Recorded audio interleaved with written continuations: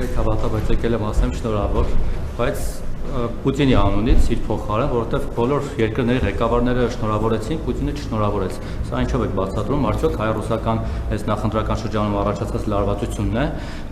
առիթը եւ արդյոք սպասում եք Վլադիմիր Պուտինի շնորհավորանքին եւ այս կոնտեքստում շատերի կարծիքով չնայած լարվածությանը, բայց Ռուսաստանը եւ անձամբ Պուտինը շատ մեծ լավություն արեց ձեզ, այսպես հակառուսական տրամադրություններ գեներացնելով, որպեսզի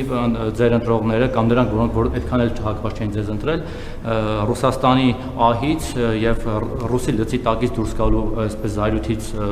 բորբոքված գնան եւ ձեզ ձայն տան, որ դուրս գան ռուսական լծից, արդյոք մենք ռուսական լծի տակ ենք եւ հիմա դուրս գալու ենք թե ոչ, մեկ էլ մանդատների հետ կապված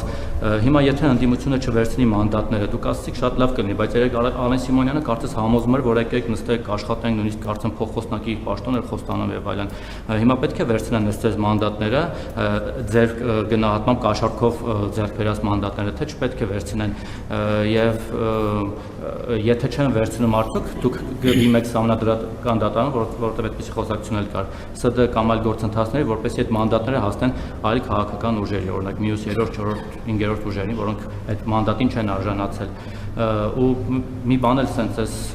լարված էս ձեր բաների հետ կապած թվում էր թե այս լարված շրջանը որ անցնի դուք պետք է